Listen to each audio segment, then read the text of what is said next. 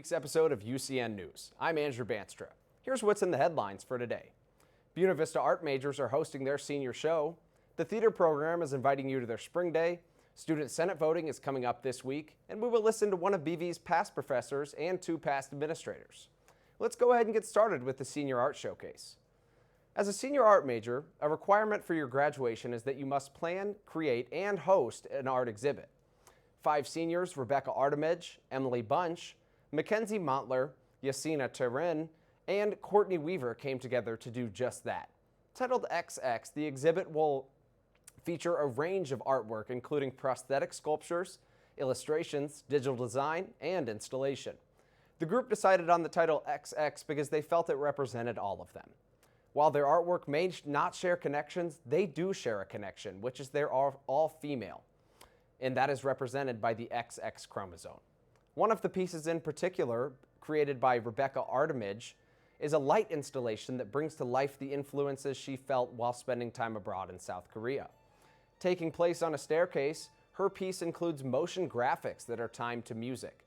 If you would like to see Rebecca's light installation, as well as the other artists' artwork, you can visit the art showcase that will be up in the art gallery from April 24th to May 20th. Staying with the arts, BVU Theater Program's spring production is quickly approaching. The production, entitled The Hollow by Agatha Christie, follows the interesting life of Dr. Christou, who is at the home of Sir Henry and Lucy Angatel, which is ironically called The Hollow. Dr. Christou knows little of the guests arriving, and soon enough, lovers of the past and present show up. Within a matter of minutes, love interests of old and new start to spark. Dr. Christou, obviously confused, is trying to figure things out when suddenly a tragedy happens. Inspector Colquhoun and Sergeant Penny enter the home to figure out this who-did-it case. The play will run from April 26th to April 29th at 7:30 p.m. in Anderson Auditorium. As the school year comes to a close, it's time for the BV students to elect new members to the Student Senate.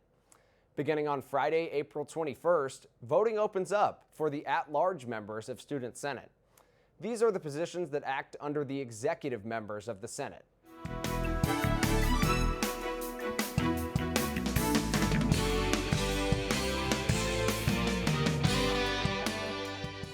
Next year's executive members were recently elected, as well as the new student body president being Rosalind Russell, the vice president Jacob Stout, treasurer Rosalind Macho, and the secretary Kathia Pulls. To vote in the at-large elections, you can go to the voting tab under the Student Life section on BeaverNet. Voting begins on April 21st. To finish out this episode of UCN News, we are going to take a special look at the video created for the 125th anniversary of the Buena Vista University. We sat down with a past vice president, professor, and president of BV to talk about the memories about BV. I joined Buena Vista College as an administrator in about 1966. They were just celebrating their 75th anniversary when I came here. Bill Cumberland had just written his first book about the college, so it's kind of interesting to be back some 50 years later and see how things have changed and the excitement of having a beautiful campus compared to what we started with back a few years ago. There were a lot of changes between 1958 and 1991. The school was much more prominent in 1991, and each decade brings different changes and different student attitudes. So I had a lot of wonderful students. Who was my best student? I'd have to, 100 names maybe of people who could have gone anywhere. And Harry Shaler, the banker in town that grew up with Dr. Stevens, introduced us. And so from there, we got along, we got to know each other. He had many interests in Storm Lake. We went to work trying to get him interested in the college in a major project. We went down the first time to meet him. We were going to ask for $1 million. And when we saw that he lived in Bacardi's rum estate and owned the estate himself, we decided $1 million wasn't enough. So we went back the next year and asked for $15 million. And he thought that wasn't enough, and he increased it to $18 million. One of the things that started during the time I was here was the Iowa tuition grant. Through that, we did lobbying with the state legislators was in getting this IO tuition grant started. And most of the state was good enough for the legislators to realize that how much these colleges helped the state and they helped the individuals.